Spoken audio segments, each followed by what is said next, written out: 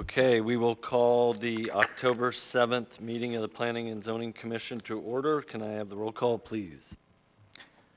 Brandy Eber. Present. Daniel George. Present. Scott Polis. Here. Jeff Ron. Here. Andre Spinelli. Here. Greg Strike. Here. Jim Winchester. Here. Jared Gardner and Radhika Krishna are excused absent. You have a quorum. First item on the agenda, the minutes from Monday, September 9th and Monday, September 16th. We have a motion to approve the minutes.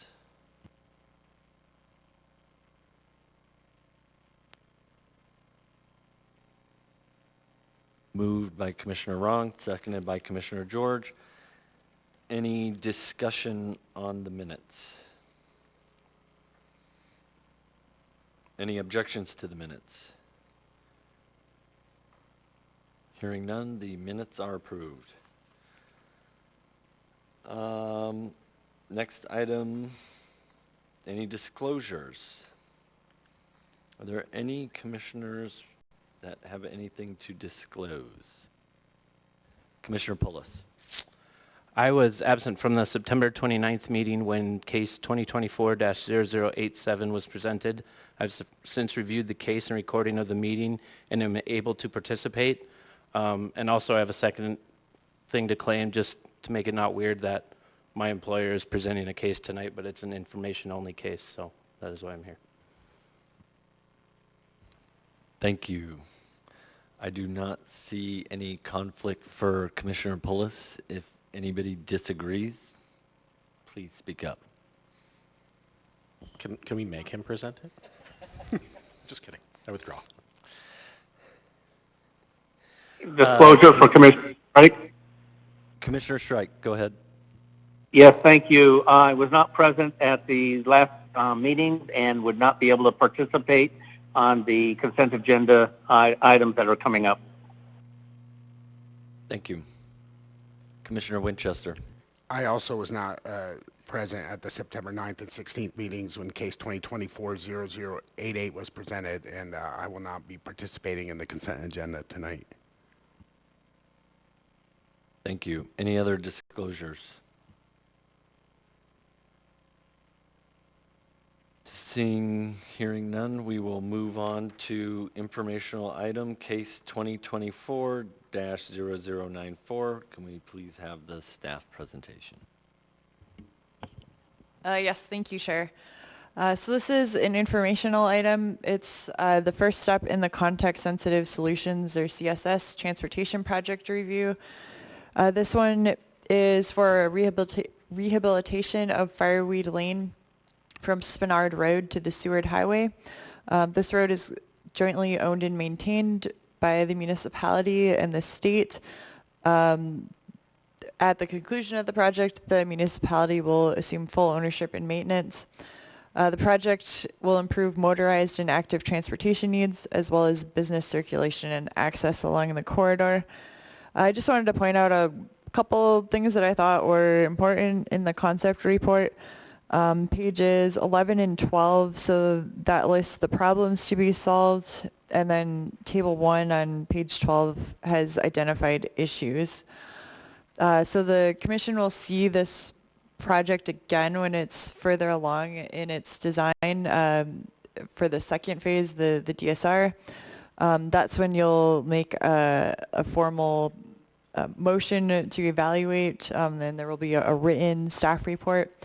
But for now, members of the project team are here to answer any questions of the commission. Thank you.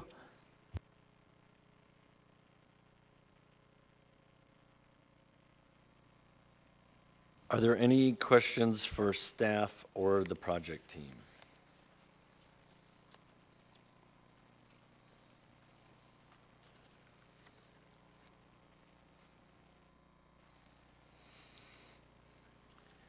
Commissioner Ron. Thank you, Mr. Chair. I appreciate staff's recognition of the problems to be solved.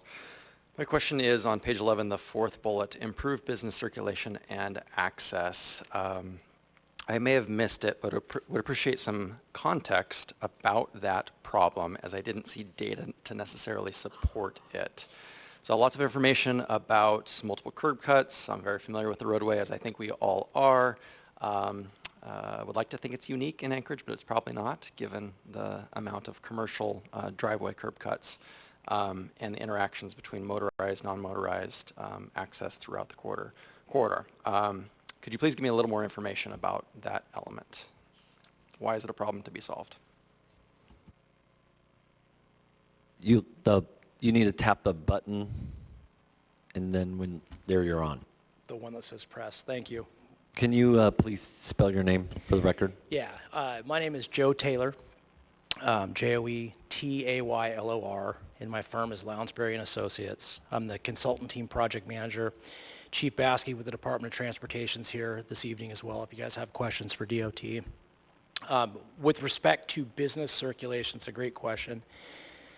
This corridor going from Spenard all the way to the Seward Highway has got a couple of real unique sort of segments to it. And so when we're talking about circulation, the things really that come to mind immediately are two distinct pieces. In the middle of the corridor, we have two public schools, Stellar and North Star. And we've got a very unique situation with turns in the morning when parents are dropping kids off. We've got left-hand turn conflicts, and we just have a real issue there that's hard to describe in terms of traffic numbers. It's more conflicting movements and congestion, sorting that out. And then we have some circulation issues on the east of the corridor when you go towards the Seward Highway. Every single property owner that we've talked to on that end of the corridor is unhappy with access into and out of their places. Everybody's trying to get on the highway, particularly in the PM.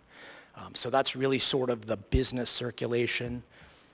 Every owner that we've talked to about 36 different property owners right now. All of them have a unique story about their individual driveway, but those are really the two pieces that we're focused on.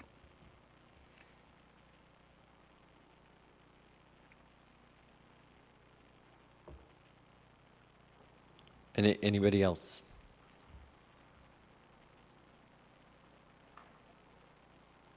Commissioner Winchester. We've heard news reports about, funding disruptions from the STIP process and the mid-year funding cycle. And maybe the department can address this, but how that might affect the planning and the scheduling of this project? Sure. Sean Baskey, Seanbaski. I'm the head of the highway design or the surface transportation group at the Department of Transportation and here in the Central Region.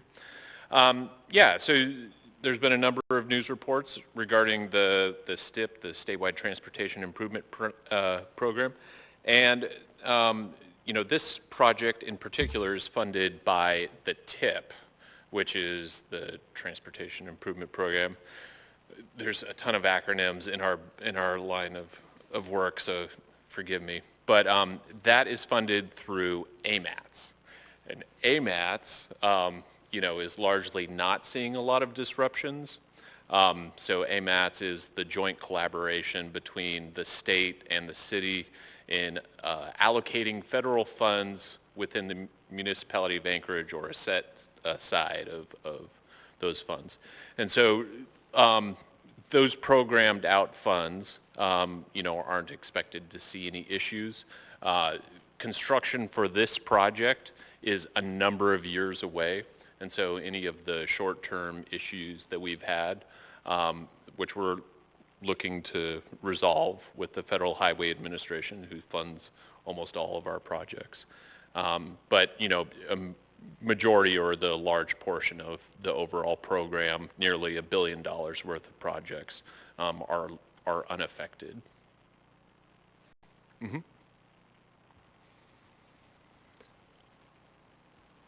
Any other questions? Commissioner Ron. Thank you to the chair, Mr. Baskey. Appreciate you being here tonight. Yeah, no problem. Two-part question. I thought I caught somewhere that there was a walk audit done of Fireweed Lane with DOT and Muni representation. I don't see that in this report. perhaps someone from the team could comment to either past or future plans for a walk audit for this facility. And that's a tie into my next question around Complete Streets. Can you give the commission kind of an update where DOT is at with Complete Streets? I didn't see mention of that either in this CSS report.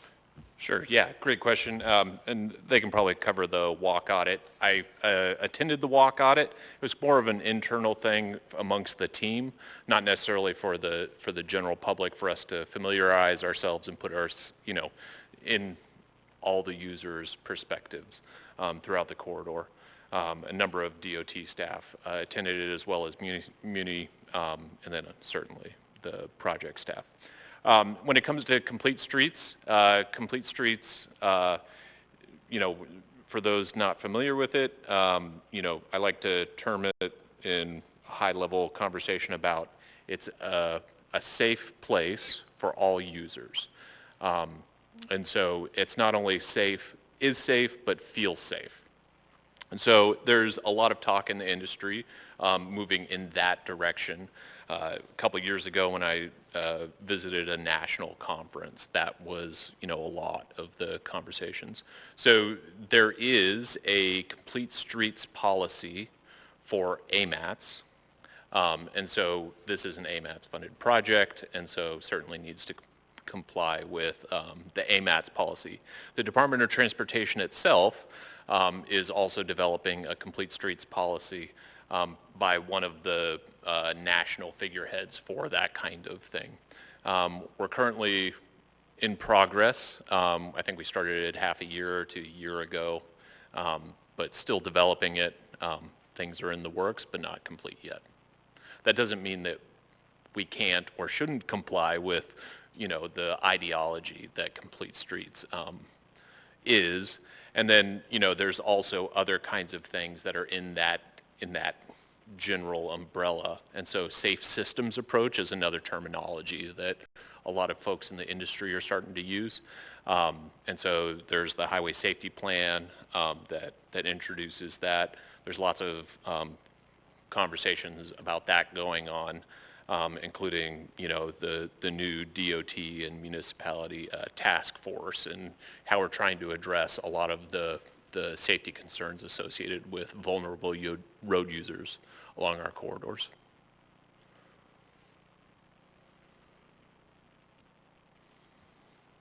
Any other questions? I can throw more acronyms at you too. No, thank you. I see no further questions. Thank you. Mm-hmm.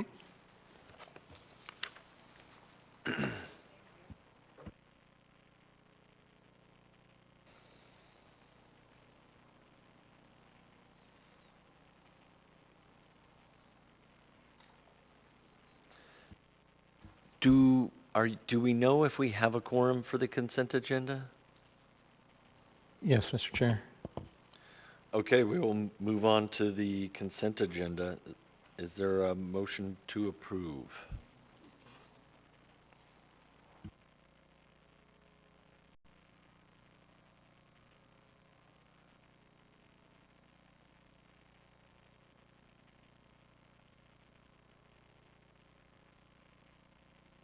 Moved by Commissioner Ron, seconded by Commissioner George. Anybody wishing to pull any items for discussion? Hearing none. Any objection to the consent agenda? Hearing none. The consent agenda is approved. Any commissioner comments?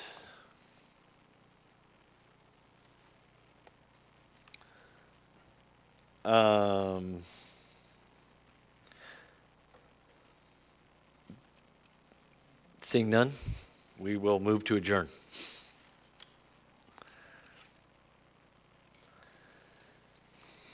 Moved by Commissioner Ron, seconded by Commissioner Winchester.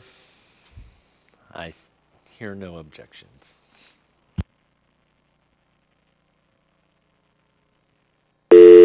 Thank you, Greg and Brandy. Thank you.